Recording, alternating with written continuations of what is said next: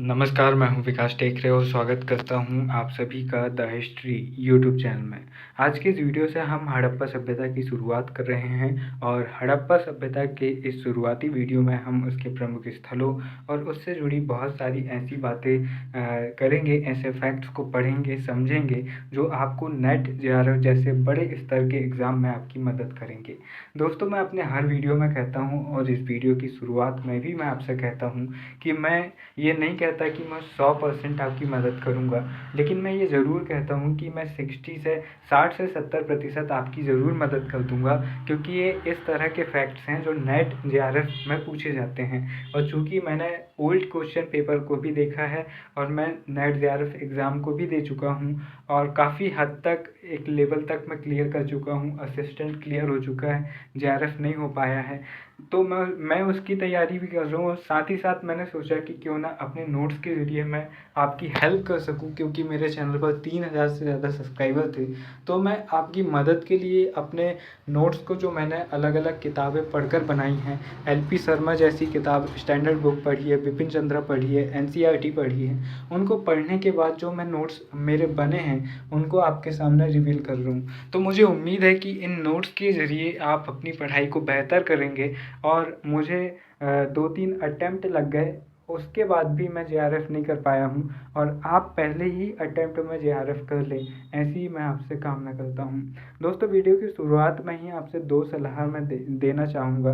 पहली ये कि आप नोट्स लिखें या ना लिखें, इससे ज़्यादा महत्वपूर्ण है कि आप नोट्स रिवाइज़ करिए, रोज़ आपका रिवीजन होना चाहिए। और दूसरी बात, अगर एग्ज़ाम के 6 महीने भी है ना, तो भी अब से ही टेस्ट सीरीज़ लगाना शुरू करो, क्योंकि जो कथन और कारण वाले क्वेश्चन आते हैं वहाँ पर बहुत ज़्यादा फंसते हैं और वही क्वेश्चन डिसाइड करते हैं कि आपका जेआरएफ होगा या नहीं होगा। इसलिए टेस्ट ज़रूर लगाइए, किसी भी अच्छे ऐप में टेस्ट लगाइए, लेकिन टेस्ट ज़रूर लगाइए और रोज़ लगाइए। फर्स्ट पेपर को भी हल्के में मत लेना, उसके भी टेस्ट लगाना और सेकंड पेपर के भी। जब आपकी तैयारी दोनों पेपर की अच्छी होगी, तब जाकर आप नेट जेआरएफ एग्ज़ाम को निकाल सकते हैं। तो आइए अब शुरुआत करते हैं हड़प्पा सभ्यता की। हड़प्पा सभ्यता, जिसका कालक्रम वैसे मोटे मोटे तौर पर हम 2600 से 1800 ईसा पूर्व देखते हैं, लेकिन आगे हम देखेंगे कि अलग अलग इतिहासकारों ने, एनसीईआरटी ने, जो कार्बन 14 पद्धति है, रोमिला थापर हैं, अलग अलग इतिहासकार, जॉन मार्शल हैं, वे सभी अलग अलग कालक्रम यहाँ पर देते हैं। अब यहाँ पर एक बच्चों वाला डाउट या फिर बच्चों वाला सवाल जो कि यहाँ पर बनना नहीं चाहिए, वो आप कर सकते हैं। आपके मन में आ सकता है कि भाई साहब, ये ईसा पूर्व क्या है और हड़प्पा सभ्यता 2600 से 1800 ईसा पूर्व क्यों लिखा है? 1800 से 2600 ईसा पूर्व होना चाहिए, क्योंकि आज 2025 चल रहा है, अगले साल 2026 आएगा, हम आगे बढ़ रहे हैं, यहाँ पर कालक्रम पीछे क्यों हो रहे हैं? ऐसे बहुत सारे डाउट बनते हैं। हालांकि ये सारे डाउट आपके मन में नहीं होंगे अगर आपने एनसीईआरटी को कक्षा 6वीं से 12वीं तक आराम से पढ़ा है तो, क्योंकि कक्षा 6वीं का पहला ही चैप्टर है कालक्रम का निर्धारण या फिर तिथियों का ज्ञान, जहाँ पर जो बीसीई है, जो बीसी है, जो सीई है, बीसीई है, बिफोर कॉमन एरा है, कॉमन एरा है, एडो डोमेनी है, इन सब के बारे में बताया गया है। मैं उतना डिटेल में तो नहीं जाऊंगा, अगर आपको जानना हो तो आप डिस्क्रिप्शन बॉक्स में वो वीडियो की लिंक मैं प्रोवाइड कर दूंगा, आप वहाँ पर से भी देख सकते हैं। साथ ही साथ आपकी हिस्ट्री बहुत ज़्यादा कमज़ोर है तो प्लीज़ एनसीईआरटी पढ़िए, उससे आपको काफ़ी ज़्यादा चीज़ें समझ में आएंगी। देखो, यहाँ पर एग्जाम्पल के तौर पर आपके पास में एक स्केल होगी, ठीक है। अब उस स्केल, अब मैं आपको यहाँ पर व्हाट्सएप से ही समझा देता हूँ, ठीक है। यहाँ पर थोड़ी सी मेरी प्राइवेसी लीक होगी, लेकिन फिर भी मैं आपको समझा देता हूँ। यहाँ पर कैलकुलेटर से समझाता हूँ। देखो, इसको हटाओ भाई साहब, ये हो गया। अब उल्टा करता हूँ, हाँ, 9 5 से करता हूँ, 5 4 3 2 1। अब ये आ गया 0, ये माइनस वाला इधर चल रहा है, ये 0 आ गया। अब इधर प्लस वाला चल रहा है, 1 2 3 4 5। अब देखो, यहाँ पर इनको, संख्या को आप इस तरह से समझना। आपके पास में एक स्केल होती है, अगर नहीं होगी तो दुकान से ख़रीद लेना 5 रुपए की समझने के लिए, नहीं तो नॉर्मली आप समझ सकते हो। जो ईसा मसीह हैं जिन्होंने ईसाई धर्म की शुरुआत की, ऐसा माना जाता है उन्होंने यहूदी धर्म से एक पृथक परंपरा ईसाई धर्म की शुरुआत की, और पैगंबर साहब ने भी यहूदी धर्म से ही अलग होकर इस्लाम की शुरुआत की थी। तो एक प्रकार से यहूदी धर्म, इस्लाम धर्म और क्रिश्चियन धर्म तीनों एक ही शाखा से पनपे हुए आप मान सकते हैं। जैसे कि यहूदी धर्म को आप उदाहरण के लिए हिंदू धर्म की तरह समझ सकते हैं, और हिंदू धर्म से जिस तरह से जैन और बौद्ध निकले हैं, उसी तरह से यहूदी परंपरा से क्रिश्चियनिटी और जो इस्लाम परंपरा है वो हमें निकलती हुई दिखती है। तो यहाँ पर जो ईसा मसीह हैं, ऐसा माना जाता है कि उनके जन्म से सन की शुरुआत होती है। 1 2 3 4 5 जो हम अभी सन देख रहे हैं उनकी शुरुआत होती है। अब जो लोग इसको मानते हैं उनके लिए तो शुरू हो गया यहाँ पर से 1 2 3 4 5। अब जो लोग इसको नहीं मानते हैं वो कहते हैं कॉमन एरा। ठीक है, इसको वो कॉमन एरा कहते हैं, जो लोग नहीं मानते। एक दो और शब्द हैं एडी वगैरह, एनो डोमिनी वगैरह, वो भी यहाँ पर से शुरू होता है। तो ये एक कॉमन लाइन है। जैसे हम देखते हैं कि जो कर्क रेखा है पृथ्वी के ऊपर, वो कोई लाइन नहीं है कि कहीं से नाली खुदी होगी पृथ्वी पर, या फिर कोई लाइन आपको लकीर अंतरिक्ष से दिखे कि भाई ये लाइन है, ट्रॉपिक ऑफ कैप्रिकॉर्न है, ट्रॉपिक ऑफ कैंसर है, कर्क रेखा है, मकर रेखा है, विषुवत रेखा है। ये सारी रेखाएं किनने, जो भूवैज्ञानिक है उन्होंने काल्पनिक रूप में बनाई हैं। उसी तरह जो जीरो सन है वह भी काल्पनिक रूप में बनाया गया।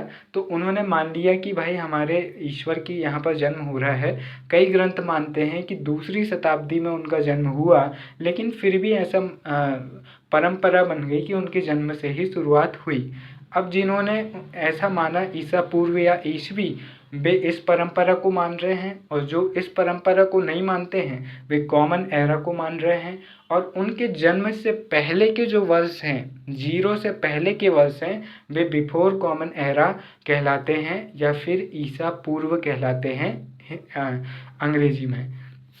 ठीक है, तो यहाँ पर देखो जीरो से पहले 1 2 3 4 5 आपको कैसे दिख रहे हैं, माइनस में दिख रहे हैं सन। ठीक है, माइनस में दिख रहे हैं। प्लस में कैसे दिख रहे हैं, 1 2 3 4 5। जैसे अभी 2025 चल रहा है, 2026 2027 2028। अब ये जीरो से पहले क्या था, पुरातात्विक आधारों पर पता लगता है कि जीरो से कितने साल पहले, जीरो से 2600 साल पहले। तो जीरो से 2600 साल पहले थी सिंधु घाटी सभ्यता। कुछ इतिहासकार मानते हैं कि जीरो से 3200 साल पहले, तो 3200 साल पहले थी सिंधु घाटी सभ्यता। अब कुछ इतिहासकार मानते हैं कि 3450 साल पहले सिंधु घाटी सभ्यता थी। तो अब हम मानते हैं, तो अब हम देखते हैं कि 3400 साल पहले सभ्यता थी जीरो से, जीरो ईसा पूर्व से। तो वो आज से कितने साल पहले है। तो आप देखो कि जीरो से अभी कौन सा साल चल रहा है, 2025। अब एनसीईआरटी आधार वर्ष मानता है 2000। तो आप 2000 में 3450 वर्ष जोड़ दीजिए। अब यहाँ पर कितना हो जा रहा है, 5450 साल। ठीक है, जो मोटा मोटा तौर पर सबसे पुराना माना जा रहा है। हालांकि इस सन को कोई मानता नहीं है, फिर भी हम एग्जाम्पल के तौर पर देख लेते हैं। तो यहाँ पर 5450 यानी कि तकरीबन 5500 साल पहले सिंधु घाटी सभ्यता भारत के उत्तरी क्षेत्र में सिंधु नदी के किनारे, सरस्वती नदी के किनारे, जो राजस्थान गुजरात क्षेत्र में बहती थी, वहाँ पर हमें सिंधु घाटी सभ्यता देखने को मिलती है। ठीक है, तो यहाँ पर आपको ये देखना है कि जीरो से कितने साल पहले। अगर ये लिखा हुआ है, कहीं पर भी लिखा रहता है ना ईसा पूर्व, ईसा पूर्व 281, ईसा पूर्व 3000, ईसा पूर्व 4000, तो वो जीरो से कितने साल पहले पुरातात्विक आधार पर जो साक्ष्य मिले हैं उनसे पता लगता है कि जीरो से कितने साल पहले वह सिस्टम चल रहा था। फिर उसमें जीरो से बाद के कितने साल हुए हैं उनको जोड़ दो, तो टोटल पता चल जाता है कि कितने साल पहले वह सभ्यता रही होगी। अब यहाँ पर कई बार हम ये भी देखते हैं कि नेता अक्सर बोलते हैं कि भाई साहब हमारी जो सभ्यता है, हमारी संस्कृति है, भारत का इतिहास 5000 साल पुराना है, 5500 साल पुराना है और इतने सालों में हमने किसी पर खुद के तरफ से कभी आक्रमण नहीं किया। हमारी शांति की परंपरा है, हमारी वसुधैव कुटुंबकम की परंपरा है, ये भारतवर्ष है। इस तरह के भाषण आपने सुने होंगे, तो कुछ ऐसे ही हैं, क्योंकि भारत में पहली बार नगरीय सभ्यता का एक सांस्कृतिक कलात्मक विकास के साथ पनपी सभ्यता के प्रमाण हमें 5000 साल पहले और कहीं पर 3000 साल पहले हमें उसके प्रमाण मिलते हैं। उसके कालक्रम कुछ अलग अलग है इतिहासकारों के हिसाब से, तो वो हम आगे जाकर देखेंगे। अब इसके नामकरण की बात करें तो इसे हड़प्पा सभ्यता कहते हैं, क्योंकि सिंधु घाटी सभ्यता का जो पहला नगर खोजा गया वह हड़प्पा था, इसलिए इसे हड़प्पा सभ्यता कहते हैं। चूँकि इसका दूसरा और सबसे बड़ा नगर मोहनजोदड़ो खोजा गया था, इसलिए कई बार आप इसे मोहनजोदड़ो के नाम पर भी जानते हैं। तीसरा नाम, चूंकि यह सिंधु घाटी सभ्यता के किनारे इसके ज़्यादातर नगर हमें देखने को मिलते हैं, आज के भारत और आज के पाकिस्तान के हिस्सों में हमें इसके आज के नगर देखने को मिलते हैं। यही कारण है कि इसे सिंधु घाटी की सभ्यता भी कहा जाता है। इसका एक और नाम है सिंधु सरस्वती सभ्यता। चूँकि राजस्थान क्षेत्र में एक प्रमुख नदी बहा करती थी, सरस्वती नदी, और यह नदी अब विलुप्त हो चुकी है, लेकिन इस नदी के किनारे भी बहुत सारे नगर मिले हैं, इसलिए इस सभ्यता को सरस्वती सिंधु सभ्यता भी कहा जाता है। तो इस तरह से इसके दो नाम हुए। मुझे उम्मीद है कि ये सन वाला जो टॉपिक है वो आपको क्लियर हो गया होगा, और ये बच्चों वाली बातें हैं, बहुत सारी चीज़ें आपको अपने तरफ से भी क्लियर करनी होगी। और अगर आपको छोटा सा भी डाउट होता है तो आप ज़रूर पूछिएगा, क्योंकि हम ऑनलाइन नहीं हैं या फिर किसी रूम में नहीं बैठे हैं कि आप मुझसे पूछ सकें। और मेरे पढ़ाने का मतलब तभी निकलेगा जब मैं पूरी तरह से आपकी मदद कर पाऊँ। तो प्लीज़ अगर आपको कोई डाउट हो तो ज़रूर कमेंट बॉक्स में पूछिएगा। दोस्तों, यह आग्द इतिहास से संबंधित सभ्यता है। अब इतिहास को 3 कालक्रम में बांटा जाता है मोटे तौर पर। एक होता है महापाषाण काल, ठीक है। एक होता है जो पूरा पाषाण काल होता है, जहाँ पर हमें केवल जो पाषाण काल होता है वहाँ पर हमें केवल पत्थरों के औजार मिलते हैं, वहाँ पर कोई साहित्यिक प्रमाण हमें नहीं मिलता है, हमें पुरातात्विक प्रमाण ही मिलता है। जैसे हम नव पाषाण काल देखते हैं, पूरा पाषाण काल देखते हैं, मध्य पाषाण काल देखते हैं, दक्षिण भारत में हम महापाषाण काल देखते हैं। इस समय पर जब उत्तर भारत में सिंधु घाटी सभ्यता का विकास चल रहा है, उस दौर में दक्षिण भारत में हमें महापाषाण काल देखने को मिल रहा है। वे लोग सारी धातुओं से परिचित हैं, उसके बावजूद उनके जीवन का मुख्य आधार पत्थर देखने को मिलता है। उनकी कब्रों को अलग अलग प्रकार के पत्थरों से बहुत सुंदर तरीके से ढका गया है, बड़े बड़े पत्थरों से ढाका गया है। इसलिए दक्षिण भारत, जो कि कर्नाटक, आंध्र प्रदेश, तमिलनाडु, केरल, तेलंगाना, महाराष्ट्र का दक्षिणी क्षेत्र और उत्तर भारत के कुछ क्षेत्रों में भी हमें महापाषाण कालीन संस्कृति का प्रभाव मिलता है, जिसके बारे में हम पिछले वीडियो में बात कर चुके हैं। अब यहाँ पर पाषाण काल के बाद में आता है आग्ल ऐतिहासिक काल। आग्द ऐतिहासिक काल किसी भी देश के इतिहास का वो कालक्रम होता है जहाँ पर पुरातात्विक सामग्री के साथ साथ साहित्यिक सामग्री भी मिलती है, उनकी लिपि मिलती है, उनकी लेखन शैली मिलती है। पर यह दुर्भाग्य होता है कि वर्तमान समय के लोग उस लिपि को पढ़ नहीं पाते हैं। सिंधु घाटी सभ्यता में हमें 400 से ज़्यादा लिपि वाले चित्रात्मक शब्द मिले हैं। चित्रों के माध्यम से वे भाषा बनाते थे और चित्रों के माध्यम से बात करते थे। बहुत सारे, जैसे महादेवन हुए, बहुत सारे ऐसे इतिहासकार हैं जिन्होंने ये दावा किया है कि वे सिंधु घाटी सभ्यता की भाषा को पढ़ चुके हैं, लेकिन यह अभी तक प्रमाणित नहीं हो पाया है। अब जब तक सिंधु घाटी सभ्यता की भाषा नहीं पढ़ी जा चुकी है तब तक यह सभ्यता आर्द्र ऐतिहासिक कालक्रम में ही कहलाएगी। यानी कि आधा इतिहास, पुरातात्विक तो मिल रहा है लेकिन साहित्यिक नहीं मिल रहा है। फिर हम देखते हैं कि इस सभ्यता की समाप्ति के साथ वैदिक काल आता है और वहाँ पर से इतिहास की शुरुआत होती है, ऐतिहासिक काल की शुरुआत होती है, क्योंकि वहाँ पर से हमें वैदिक ग्रंथ जो देखने को मिलते हैं वे हमारे पास मौजूद भी है और उन्हें हम पढ़ भी सकते हैं। ऋग्वेद जो कि सबसे प्राचीन भारतीय ग्रंथ है, ठीक है। भारतीय उपमहाद्वीप की यह पहली नगरीय सभ्यता थी और एक प्रकार से यह विश्व की सबसे प्राचीन नगरीय सभ्यता थी, क्योंकि इसके समकालीन जो मेसोपोटामिया की सभ्यता थी और जो विश्व की सबसे प्राचीन सभ्यता थी दजला फरात जो ईरान क्षेत्र है आज का, वहाँ पर वह सभ्यता पनपी थी, लेकिन वह सभ्यता ग्रामीण सभ्यता थी।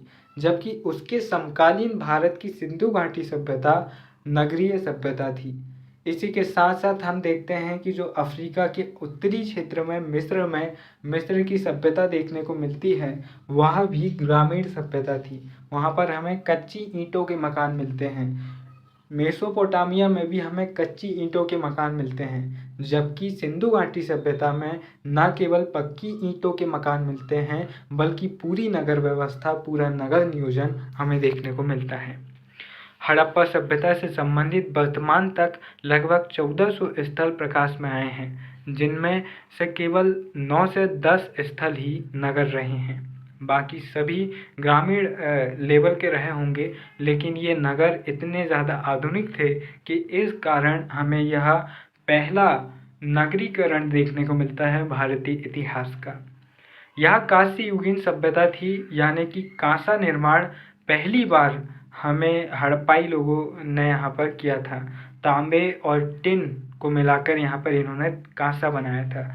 दोस्तों ये बात ध्यान में रखना कि सिंधु घाटी सभ्यता में सबसे ज़्यादा जो धातु मिलती है वह मिलती है तांबा। मैंने अपने पिछले वीडियो में एक फैक्ट गलत बोल दिया था, अगर आपने उसको सुना होगा तो सॉरी। मैंने ये कहा था कि तांबा इन्होंने बनाया था, लेकिन इन्होंने तांबा और टिन को मिलाकर कांसा बनाया। चूँकि यहाँ पर तांबा सबसे ज़्यादा मिल रहा है, लेकिन एक रेयर धातु यहाँ पर देखने को मिल रही है, तांबा और टिन, जो कि इतिहास में पहली बार इस सभ्यता के लोग बना रहे हैं, कांसा। इसलिए इस सभ्यता को कांसा युगीन सभ्यता भी कहते हैं, क्योंकि कांसा यहाँ की प्रमुख पहचान बन गई है। हड़प्पा सभ्यता के लोगों की दृष्टिकोण उपयोगितावादी था। उन्होंने आडंबर और भव्यता पर ज़्यादा बल नहीं दिया, यानी कि यहाँ पर उपयोग के हिसाब से इन्होंने चीज़ों को बनाया है, ना कि साज सज्जा या फिर दिखावटी तौर पर, ठीक है। अब हम ये देखते हैं कि सभ्यता कैसे पनपी, यानी कि सिंधु घाटी सभ्यता का विकास कैसे हुआ, कैसे अचानक नवपाषाण काल जब 3000 ईसा पूर्व के आसपास ख़त्म हो रहा था, तो कैसे अचानक उत्तर भारत में हमें एक नगरीय सभ्यता देखने को मिलती है। अब उद्भव समझे उससे पहले एक छोटी सी बात सुन लीजिए। अभी रंग पंचमी थी तो हमारे शहर में खबर उड़ रही थी कि अल्लू अर्जुन आने वाले हैं ठीक है, पूरे के पूरे एक्साइटेड होके मेरे कुछ दोस्त थे वो पूरे पहुंच गए। मैंने पुष्पा 2 मैं बता रहा हूँ, मैंने 5 दिसंबर को रिलीज़ हुई थी, मैंने 6 दिसंबर को जाके देख लिया था थिएटर में, बहुत मज़ा आया। पर मैं इतना डाई हार्ट फैन किसी का नहीं होता हूँ कि मैं किसी के लिए अपने आप को कष्ट पहुँचाऊँ, ठीक है। तो भाई अपन अपने मज़े में रहने वाले इंसान हैं, तो मैं तो नहीं गया, मेरे दोस्त लोग गए थे बाद में पता चला कि जो पार्टी वाले लोग थे, शायद वो बीजेपी के थे, पता नहीं कौन थे, तो उन्होंने एक नकली लड़के को जो काफ़ी हद तक उसके गेटअप अल्लू अर्जुन जैसा था उसको लाके खड़ा कर दिए और धूप में ये पागलों की तरह वहाँ पर जाके इसलिए डटे हुए थे कि भाई अल्लू अर्जुन आएगा।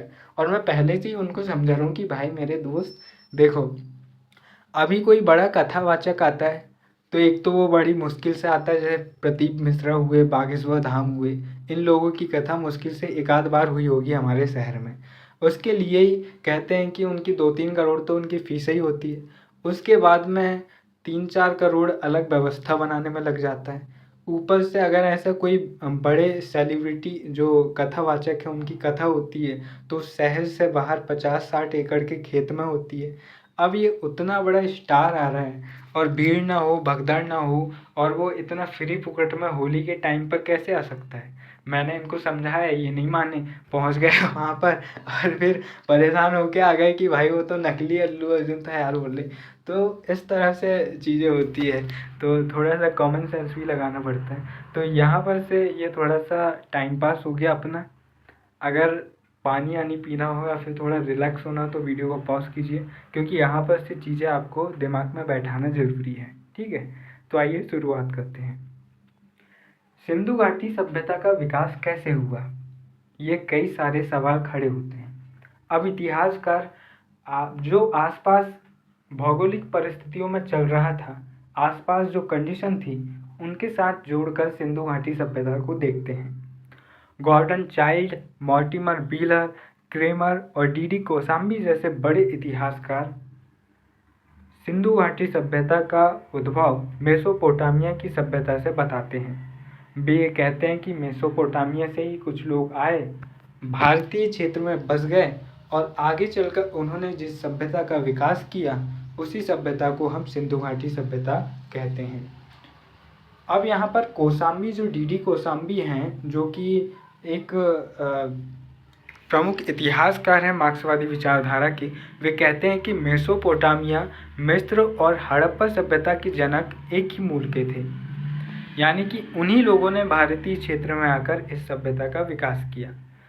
अब जो क्रेमर है, वे कहते हैं कि मेसोपोटामिया के लोग व्यापार या प्रवास के माध्यम से सिंधु घाटी क्षेत्र में आकर बस गए और यहाँ के अनुकूल सभ्यता विकसित की।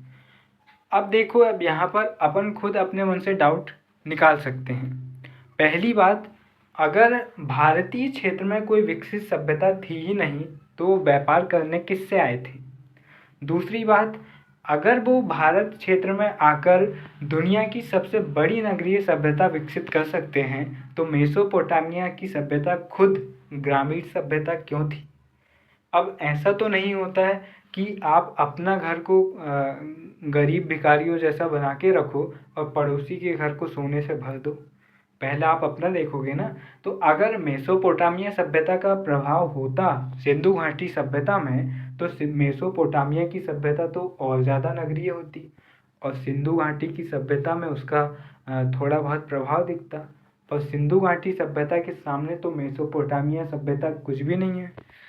तो इसलिए इस मत का भी यहाँ पर खंडन होता है और इतिहासकार कुछ समानताएं बताते हैं। जैसे कि जो अब विरोध में जो तर्क दे रहा है उनकी बात देखिए। मेसोपोटामिया की सभ्यता में हमें पुरोहितों का शासन देखने को मिलता है, यानी कि जो क्षेत्रीय धर्म बन गया था उसका शासन हमें देखने को मिलता है। जबकि हड़प्पा सभ्यता में यह स्पष्ट नहीं है कि शासन का प्रमुख व्यक्ति क्या था। राजा चुना जाता था, पुरोहितों का बोलबाला होता था या समाज का होता था, किसका होता था, यह स्पष्ट नहीं है। मेसोपोटामिया की सभ्यता जो है कीलाकार लिपि है, जिसमें हमें 900 चिन्ह मिलते हैं। हड़प्पा सभ्यता में हमें चित्रात्मक लिपि देखने को मिलती है, 400 चिन्ह देखने को मिलते हैं। अब मान लो आप इंडिया से बाहर पाकिस्तान के किसी क्षेत्र में या फिर चीन के किसी क्षेत्र में एक छोटी सी सभ्यता बसा रहे हैं, आप अपनी संस्कृति को लेके जा रहे हैं, तो क्या आप वहाँ पर जाके अपनी भाषा बदल देंगे, आप अपनी संस्कृति बदल देंगे, आप अपनी लिपि बदल देंगे? बिल्कुल नहीं। अगर मेसोपोटामिया का प्रभाव सिंधु घाटी सभ्यता पर होता और सिंधु घाटी की सभ्यता के जनक मेसोपोटामिया वाले होते, तो यहाँ पर भी हमें कीलाकार लिपि देखने को मिलती। लेकिन सिंधु घाटी सभ्यता में हमें चित्रात्मक लिपि देखने को मिलती है। इसका ये मतलब है कि दोनों अलग अलग सभ्यताएं थी। भवन निर्माण में कच्ची ईंटों का प्रयोग देखने को मिलता है, वहीं हड़प्पा सभ्यता में पक्की व मानकीकृत ईंटों का प्रयोग देखने को मिलता है। मेसोपोटामिया में नगर नियोजन ना के बराबर है, यह एक ग्रामीण सभ्यता है, जबकि हड़प्पा सभ्यता में नगर नियोजन आपको व्यवस्थित रूप में देखने को मिलेगा। साथ ही साथ मेसोपोटामिया में व्यापार सामान्य रूप से होता था, लोग कृषि पशुपालन जैसी चीज़ों पर निर्भर होते थे, जबकि हड़प्पा सभ्यता में व्यापार ही प्रमुख व्यवसाय था, अर्थव्यवस्था का आधार ही व्यापार था, मेसोपोटामिया की तुलना में अधिक होता था। तो ये मत यहाँ पर से हट जाता है। इस अंतर को समझने के बाद आपको भी ये क्लियर हो जाएगा कि जो लोग कह रहे हैं कि मेसोपोटामिया की सभ्यता से उत्पत्ति हुई है, वह मत स्वीकार नहीं किया जा सकता। स्वाभाविक सी बात है। अब दूसरा मत यहाँ पर आता है कि ईरानी बलूची संस्कृति से विकास। अब दोस्तों बहुत सारे पॉइंट्स ऐसे भी आएंगे कि जो आपने पहले शायद कभी ना देखे हों, क्योंकि स्कूल और कॉलेज लेवल पर या फिर किसी और दूसरे कम्पिटिटिव एग्ज़ाम्स पर किसी भी विषय को इतनी गहराई से नहीं पढ़ा जाता है। जबकि जब आप नेट जेआरएफ के तैयारी करते हैं तो उस विषय को, कोई भी विषय हो, इतिहास हो, हिंदी हो, कोई भी विषय हो, सभी को आपको गहराई से पढ़ना पड़ता है जो आपका विषय होता है। क्यों? क्योंकि आप उस विषय में शोध करने वाले हैं। अगर आपको गहरी जानकारी नहीं होगी और मान लो आपका सिलेक्शन हो गया, तो आप तो अपनी पीएचडी में पता नहीं क्या क्या व्हाट्सएप यूनिवर्सिटी वाला बोलवाला करके आ जाओगे।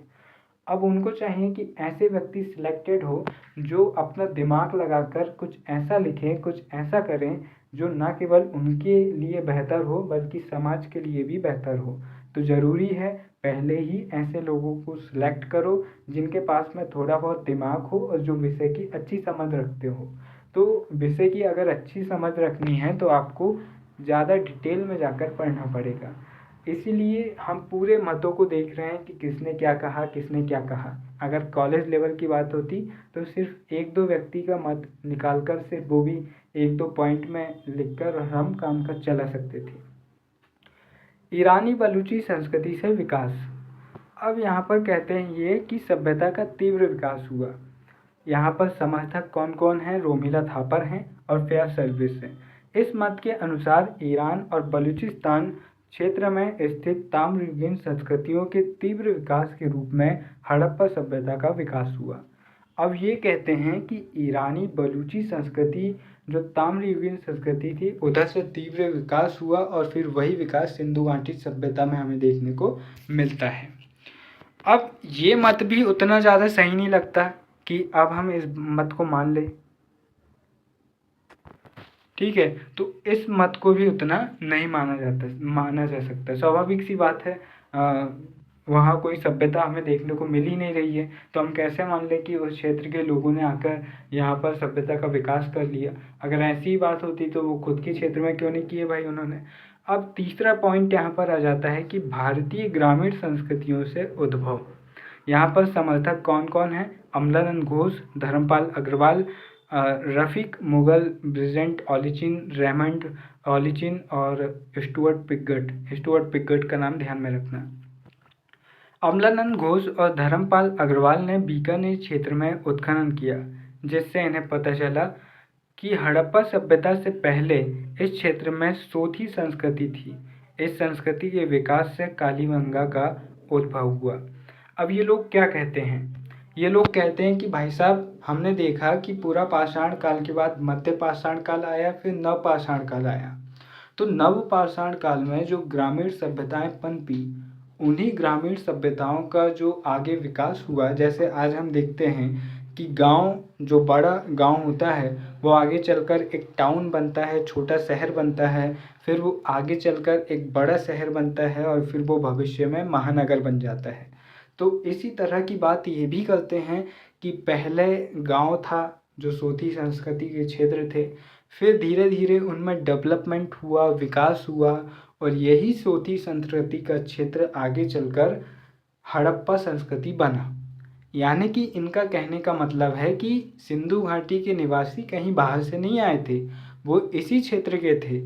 वो नव पाषाण काल में ग्रामीण क्षेत्र में थे और धीरे धीरे उन्होंने अपने आप को डेवलप किया और एक समय पर आकर वे नगरीय रूप में बन गए और फिर उन्होंने एक संस्कृति का विकास, अपनी कलाओं का विकास किया, अपने नियम कानून बनाए, परंपराएं बनाई और फिर हमें सिंधु घाटी सभ्यता देखने को मिलती है। तो यहाँ पर इनका ये मत है। चौथा पॉइंट देखिए, उत्पत्ति के संबंध में बहुमान्य मत जो सभी लोग मानते हैं। हड़प्पा सभ्यता का विकास क्रमिक एवं दीर्घकालिक रूप से भारत और भारत के बाहर ताम्रयुगीन संस्कृति से हुआ। क्रमिक विकास यानी कि धीरे धीरे विकास होना, स्टेप बाय स्टेप विकास होना, और दूसरा दीर्घकालीन विकास, एक लंबे समय तक विकास काल चलना। जैसे कि नवपाषाण काल जो कि 6000 से 3000 ईसा पूर्व रहा, आज से तकरीबन 8000 साल पहले से 5000 साल पहले तक। कृषि का विकास, मृदभांडों का निर्माण, पशुपालन व स्थायी ग्रामीण विकास हमें नवपाषाण काल में देखने को मिलता है। नवपाषाण काल के बाद प्राक हड़प्पा काल की संस्कृतियाँ 3500 से 2600 ईसा पूर्व देखने को मिलती है। पहले चरण में सोती संस्कृति, कुल्ली संस्कृति, नाल संस्कृति, झोप संस्कृति, कोयटा घाटी संस्कृति आदि। ये क्या है? तो ये वे क्षेत्र हैं जो नवपाषाण काल में धीरे धीरे बस्तियां बने और फिर आगे चलकर ये गांव जैसा सेटअप इन्होंने ले लिया और इनका अलग अलग कल्चर हमें देखने को मिलता है और यही आगे जाकर बड़े रूप में महानगरों के रूप में निर्माण होते हैं। जैसे कि ये अमलानंद घोष और जो धर्मपाल अग्रवाल है वे कहते हैं कि यही सोती संस्कृति आगे जाकर हड़प्पा संस्कृति में तब्दील होती है। तो इस तरह की ये बातें करते हैं। ठीक है, अब सामान्य विशेषताओं की बात करें, जो ये संस्कृतियां हैं, अभी हम किसकी बात कर रहे हैं? तो ये जो संस्कृतियां हैं नवपाषाण काल के बाद प्राक हड़प्पा काल की संस्कृतियां, इनके बारे में हम बात कर रहे हैं। तो इनकी नॉर्मल सी विशेषताएं क्या है? ताम्रपाषाण काल से चाक निर्मित मिट्टी के बर्तन, मातृ देवी की मूर्तियां, सावधान के तरीके, कुबड़ वाले बैल की मूर्तियां, पत्थर के बाट, सीमित स्तर पर व्यापार के साक्ष्य। अब हमें देखने को मिलती है कोयटा संस्कृति। अब हम कुछ महत्वपूर्ण संस्कृतियों को भी देख लेते हैं। ये हड़प्पा, ये संस्कृति क्या है, मैं फिर से आपको बता दे रहा हूँ कि नवपाषाण काल के बाद जो छोटे छोटे गांव थे या फिर छोटे छोटी बस्तियां थी, वे थोड़ी आगे डेवलप हुई और उनकी अलग अलग विशेषताएं हमें देखने को मिलती हैं और वे अलग अलग संस्कृतियों के रूप में देखने को मिलती हैं। जैसे मध्य प्रदेश में मालवा अलग है, निवाड़ अलग है, बुंदेलखंड अलग है, बघेलखंड अलग है। ये सभी तो मध्य प्रदेश के हिस्से हैं, सभी तो मध्य प्रदेश के ज़िले हैं, लेकिन उसके बावजूद इनमें संस्कृतियाँ अलग अलग है। बघेलखंड में आपको बघेली संस्कृति, बघेली भाषा देखने को मिलेगी।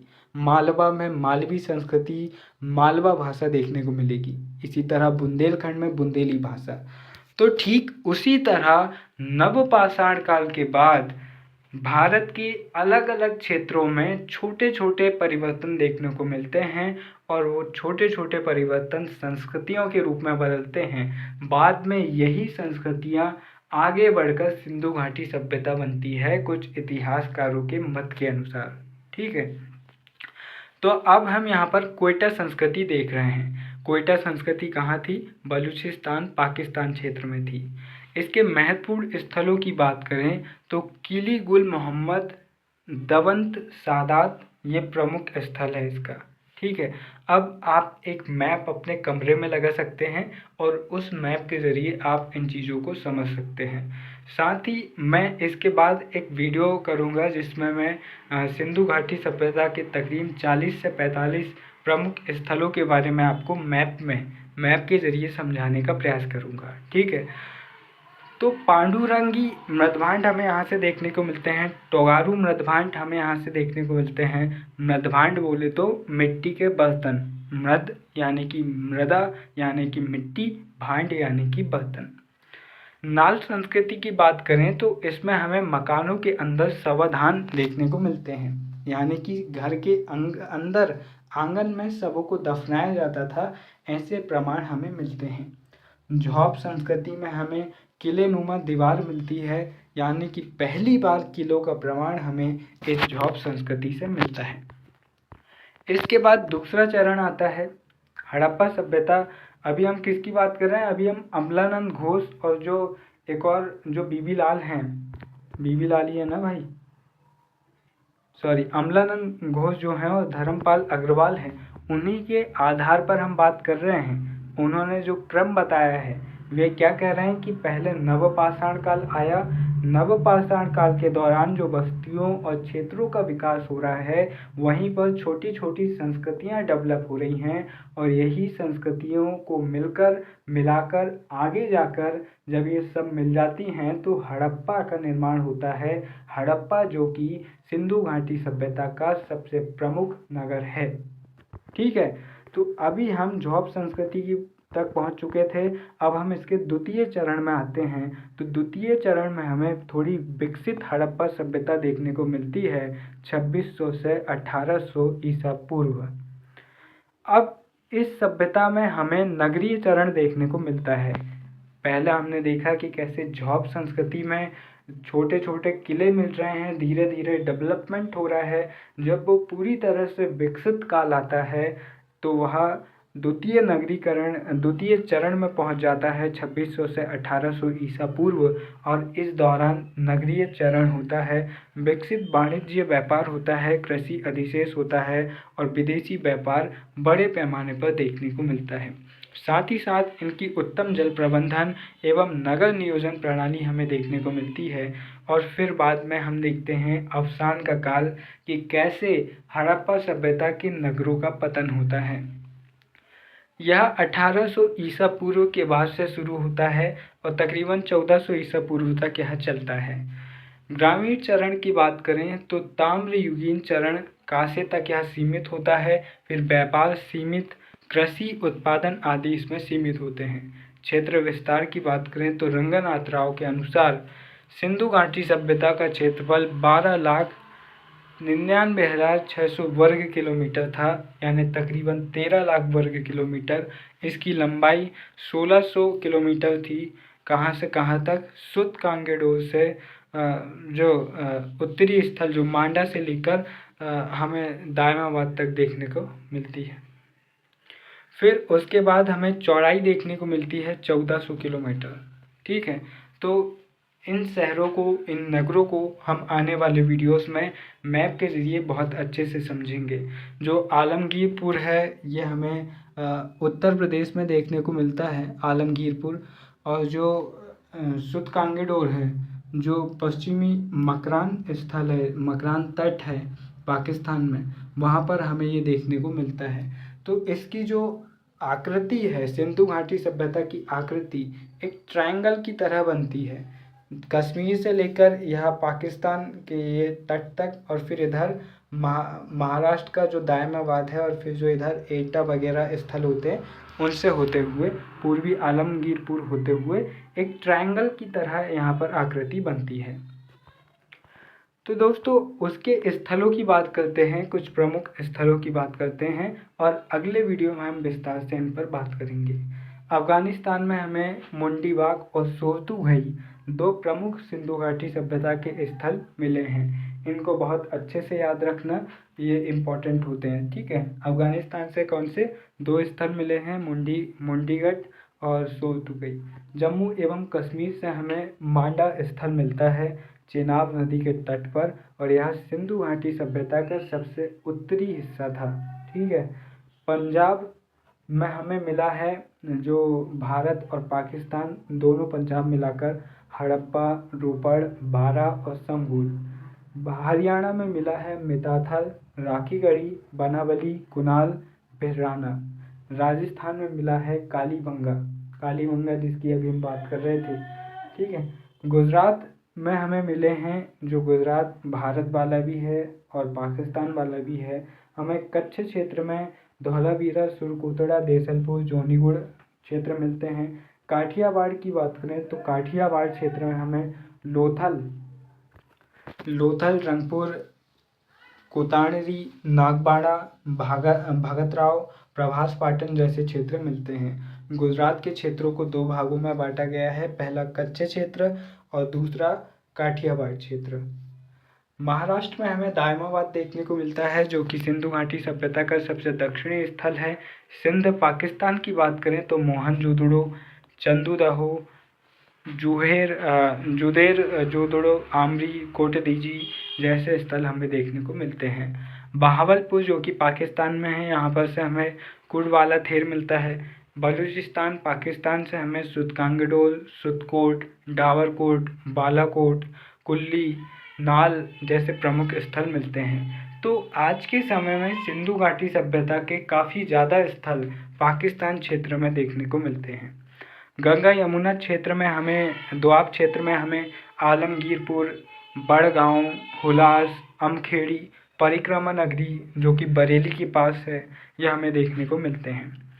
अब यहाँ पर एक बात ध्यान में रखना कि जो नए अनुसंधान हैं उनके अनुसार हड़प्पा का सबसे बड़ा स्थल जो है राखीगढ़ी को माना गया है, लेकिन पहले जो था वह मोहनजोदड़ो था, लेकिन अब ये कहा गया है कि राखीगढ़ी का क्षेत्रफल मोहनजोदड़ो से ज़्यादा है। तो अगर आपके प्रश्न पत्र में सवाल आता है कि सिंधु घाटी सभ्यता का सबसे बड़ा नगर कौन सा था, तो अगर ऑप्शन में राखीगढ़ी हो तो राखीगढ़ी लगा देना, मोहनजोदड़ो हो तो मोहनजोदड़ो लगा देना। दोनों एक साथ नहीं पूछेंगे क्योंकि ये प्रमाणित हो चुका है कि राखीगढ़ी सबसे बड़ा स्थल था, लेकिन चूंकि सबसे इम्पोर्टेंट और सबसे बड़े स्थलों में मोहनजोदड़ो भी है, इसलिए कई बार राखीगढ़ी को साइड करके सिर्फ मोहनजोदड़ो को पूछ लिया जाता है। ठीक है, तो यहाँ पर ये वीडियो समाप्त होता है और मुझे उम्मीद है कि आपको वीडियो पसंद आया होगा और आपने ज़रूर कुछ सीखा होगा। वीडियो के अंत में बस इतना ही कहना चाहूँगा, महत्व इसका नहीं है कि आप कितने अच्छे हैं, बल्कि इसका है कि कितना अच्छा बनना चाहते हैं। मैं बेहतर से बेहतर पढ़ाना चाहता हूँ और मुझे उम्मीद है कि आप भी बेहतर से बेहतर पढ़ना चाहते हैं। मुझे उम्मीद है कि मैं उस लेवल तक अच्छी टीचिंग कर पाऊँ जिस लेवल की आप मुझसे उम्मीद कर रहे हैं। आपके सवाल स्वागत है, आपके सवालों का, आपके सुझावों का कमेंट बॉक्स में, और इंतज़ार रहेगा आपके सुझावों का, और फिर आपकी कुछ ऐसे ही सुझाव या फिर बातें वही बात मैं बार बार दोहरा रहा हूँ। फिर मिलेंगे अपने किसी और वीडियो में, तब तक के लिए नमस्कार, जय हिंद।